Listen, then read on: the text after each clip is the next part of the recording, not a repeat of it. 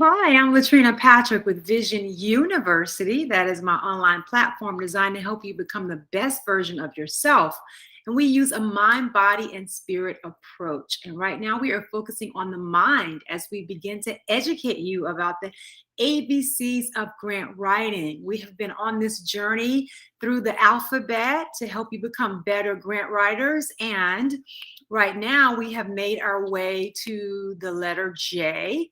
And today that is related to being jargon free. So when it comes to grants, you want to make sure that you are jargon free. And so we're going to talk for a second about what that really means. So when it comes to being jargon free, it's important that you keep your narrative free of jargon, right? And so I'm going to expound on that in just a second.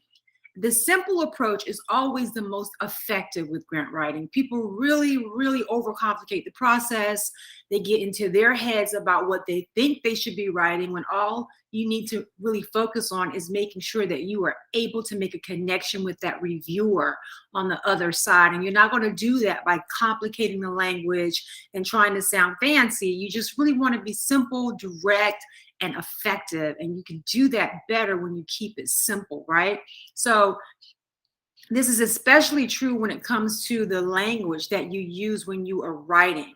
So when it comes to jargon, we think about technical vocabulary. This is usually in a good way. Jargon is something that's used among professionals such as scientists and engineers, and they rely on it to communicate with each other. And so, for example, I have worked with the feds a lot, and that of course is a jargon too, because I'm talking about the federal government, and we refer to the federal government as the feds in this world. And so there are a lot of acronyms that only the Fed world understand. And if you're not in that industry, it sounds very confusing and like you're listening to another language, right? And so you don't want to do that in your proposal writing. And even though depending on who your audience is. So, for example, when you are applying for federal grants, the reviewers are people who are from the field and within the industry. In those types of settings and those types of grants, it's a little bit more acceptable to use jargon because you literally are writing to experts in the field who understand the language and understand what you're talking about.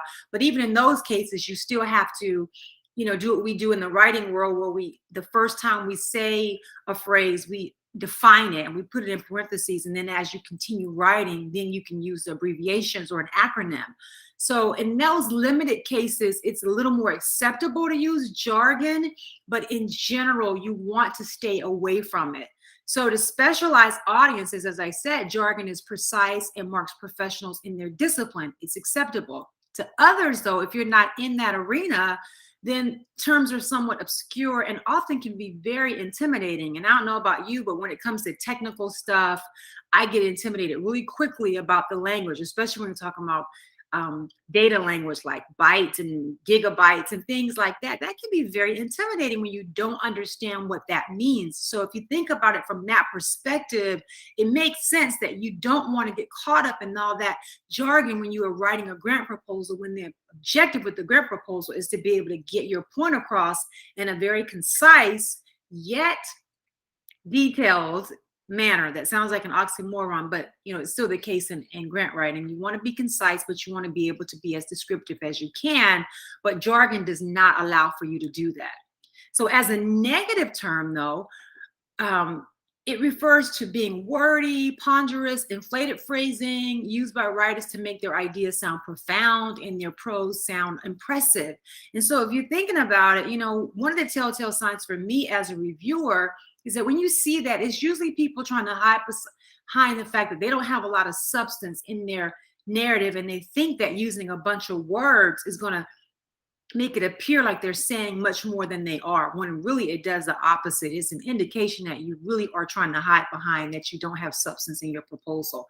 And that really stands out to an experienced reviewer. So, if you're writing and you're doing that because you feel like you got to fill up space, then you should be reconsidering whether or not you need to be applying for that particular funding announcement, right? That makes sense, right? So think of it from that standpoint. So basically, the rule of thumb when it comes to jargon is use professional jargon when you're communicating with professional audiences, and then eliminate jargon which makes your writing pretentious.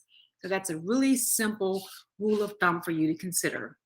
So, for more grant writing tips, I want you to subscribe to my email for updates at visionuniversity.com. I send out weekly emails with more tips like these and also other inspirational content that will nourish your mind, your body, and your spirit. And then, good news, I have a Grant University that I'm launching for the first time ever in April, and it's going to be April 25th. It's going to be a 4-week course that's for beginner grant writers. So it's going to really focus on beginners or ones who have had very limited experience. The registration is going to open up for that on Monday, March 21st. So make sure you go over to the website, check out the information about that to see if it's a good fit for you. It's going to be pretty incredible, and I look forward to doing this training. You're going to learn a lot, and you're going to get a lot of bonuses if you sign up pretty quickly. And then, of course, if you want more content like this, and I always have free content on my YouTube channel, and I upload videos every 2 to 3 days or so. So you'll have some really good content there to help you gain more insights into this field and other things as well. So I hope that you will take me up on that and go and check out those different resources for you so that we can stay connected. But in the meantime, I want you to remember to create the vision for the life that you desire and you deserve, because you are the only one who can.